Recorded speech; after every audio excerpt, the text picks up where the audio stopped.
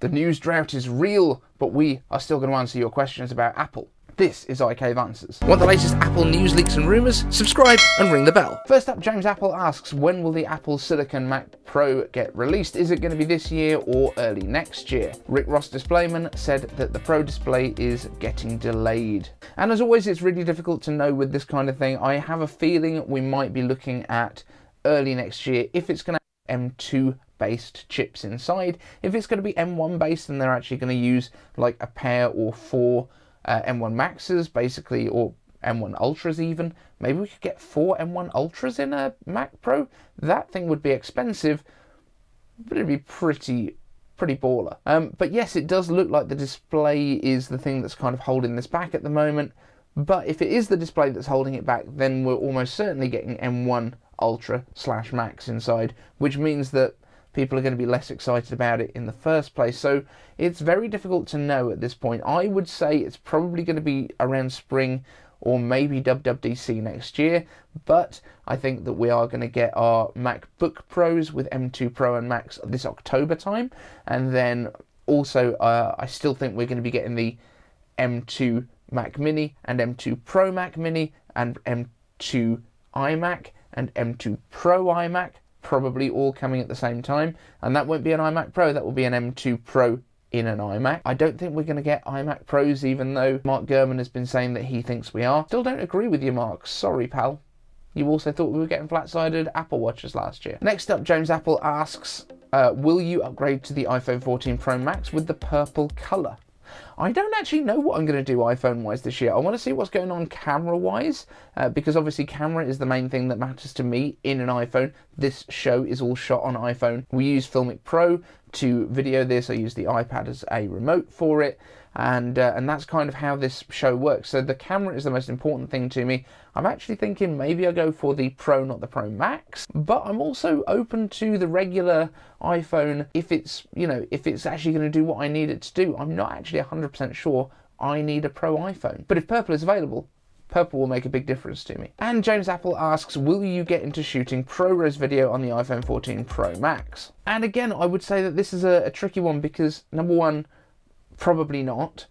Because A, I might not be getting the Pro Max, I might be getting a Pro, I might be getting a regular iPhone 14. The chip thing might put me off and push me into the Pro models, but I'm also not that bothered about having the huge phone anymore, because I do tend to have the iPad with me most of the time as well, so that's not as massive of an issue. Will I shoot ProRes? No, probably not, because I put all of my stuff on YouTube. I don't need the bigger file sizes. It's not going to make any difference to the video that you guys get to see from me because everything is going on YouTube. What is more important to me is being able to get the videos shot quickly, edited quickly enough to get them up, being small enough file sizes that they can get up there quicker. If I shoot in ProRes and go with a higher quality codec into YouTube, then it's also going to take YouTube longer to process, which means that these news shows are not going to be out until like the next day probably, because of the amount of time that YouTube takes to process stuff. Even right now, that is the biggest limiting factor for me. YouTube is going to compress the crap out of whatever we make, so it's not going to make any real difference in terms of the video that you guys see at the end. Now, if I was making a movie, I would use ProRes. If I'm making YouTube videos, literally no point whatsoever. I would say that at this point, most people that are watching this wouldn't have guessed that I was using an iPhone to film it, so does it really matter? Team Kinetix asks, iCave Answers, in a tech news drought, I find that most tech news YouTubers are reporting the same thing. Recently I've been more picky with the channels that I watch. iCaveDave, Frontpage Tech, Renee Ritchie and Dave2D are top of my list. I love Max Tech and Luke Miani, but find that they take too long to get to the point, even if the content is high quality. I'm watching less of iUpdate, Marques and Everyday Dad recently. Who are your favourite tech YouTubers? Which shows will you never miss? And which ones do you watch only if you have time? Now, I completely get where you're coming from. It is difficult though, because with the nature of news, everyone will report the same stuff because that's what the news is. It's very difficult to do much beyond that. Now, I've got a lot of stuff that I'm doing in terms of reviews at the minute, which I know I haven't published much of yet. We did the Edifier headphones, which if you haven't watched that video, I'll link it up here. It's really funny because I was just silly with the editing. So if you haven't watched that, I think you might enjoy it. We've also got a couple of other bits off the back of that from Edifier, so they've sent us a little speaker, which actually sounds incredibly good for a Bluetooth speaker. It's retro styled, it looks really cool. We've also got the Divoom, which is the pixel art thing. Now, the pixel art thing, you can make your own pixel art to go on the screen. And what I was thinking for this is, before I actually make the video for it, I'm going to open it up to you guys. You can grab the Divoom app, and if you want to make some of this pixel art stuff, I think there's a way you can send it to me. I'll work it out and we'll put a video together for it. But I would love to feature your pixel art on it when we show it. It's another like smart speaker, but it's a Bluetooth one, but it's got a cool screen and it looks retro, and it's got a little mechanical keyboard on the front, and it sounds about as good as a HomePod Mini, which I thought was surprisingly impressive. But in terms of who do I watch straight away, Frontpage Tech I do, and I know he's very kind of Marmite. Some people love him, some people hate him.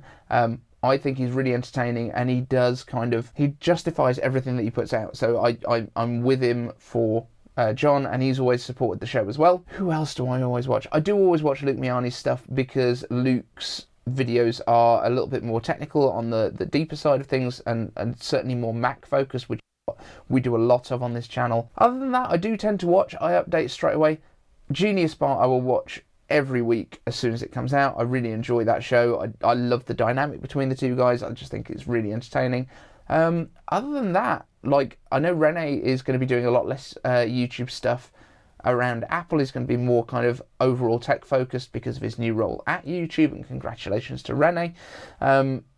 But yeah, I mean, other than that, a bit of Gary V. I do definitely still watch my Gary V stuff. I've got to say, I do enjoy like some of the American politics stuff, the Young Turks, some more news I find really funny, and you know, like bits of the late night talk shows from the States. Not everyone though, certainly not James Corden. From Team Kinetix as well, iCave Answers. I was in the local Apple store yesterday chatting with one of the staff, and he asked a random question: which one of the current MacBook lineup would work better as a frisbee? I think the new M2 MacBook Air is light and would fly best due to the flat sides. Apple laptop, do you think would fly the best? Now, I think this is really a question for Marques Brownlee, because like that's his jam. He is like a professional ultimate frisbee player for New York. I actually think that the previous generation of MacBook Air, the M1 generation with the wedge shape, that's got a bit more of an aerodynamic kind of, I think you would get some lift from that if you were throwing it in the right direction. So I think that one would fly the furthest. The M2 MacBook Air probably, more consistent. Team Kinetix asks, iCave Answers, hey Dave, how's Ted doing?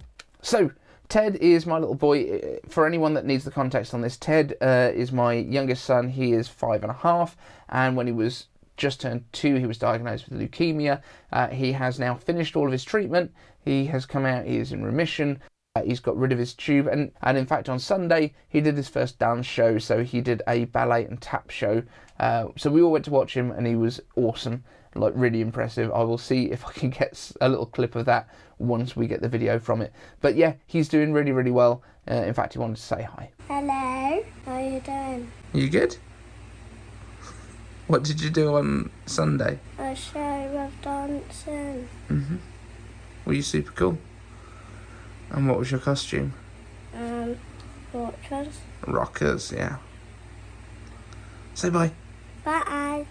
And Evan Rogers asks, how well does the M2 perform in crossover and Rosetta gaming? As you probably know, I'm not a huge gamer. I've done a little bit. I've played a bit of Kerbal Space Program on it, which runs through Rosetta, and it runs absolutely fine. I mean, it runs better on the M2 MacBook Air than it ran on a 27-inch 2013 admittedly iMac, 2013, and that's the quad-core i5 with 24 gigs of RAM, but obviously there it's running natively. On here it's running through Rosetta, and it runs better on this. There's not a huge amount of difference. It's not an incredibly demanding game, especially until you get into massive rockets, but yeah, I mean, for the kind of casual gaming that most people would do on something like a MacBook Air, it runs absolutely fine. I'm going to throw some Apple Arcade stuff at it and see how it gets on with that in terms of heat and that sort of stuff. But up until now, absolutely no problems. The only thing it did hit was the battery life, but I think that's more because of Rosetta than because of its being gaming. So I'll try some native stuff as well and see how it gets on. There is, as I say, more of the kind of studio stuff coming up soon. It has been resorted. We have got the Project 91, which is in progress. We have now done a matching mouse, which will go with it, which this is a nice kind of beige edition gaming mouse that I've now created from an old gaming mouse that I had knocking around. And obviously, I think we already showed the keyboard in the past, but just in case you didn't see it, I've basically made a retro style mechanical keyboard. I'm not bothering, I don't think, with the keycaps because I can still make them out from the indents, and when you've got the backlight on you can just about make out the colours. But I was thinking of maybe getting some water slide transfers to go onto this thing so that we can kind of use the classic Mac font as well. But I think this is going to look pretty good. You do still get the RGB backlight come through it, and then obviously if you don't know what Project 91 is, it's basically putting the M1 Mac Mini in this bad boy, and then we're replacing the display with an iPad display, which will be controlled by an LCD controller board, and then that will be my M1 Mac, but in a Macintosh Classic case. It's going to be a lot lighter than it is now as well. Thanks for watching, guys, and we'll see you in the next one. Want the latest Apple news, leaks and rumours? Subscribe and ring the bell.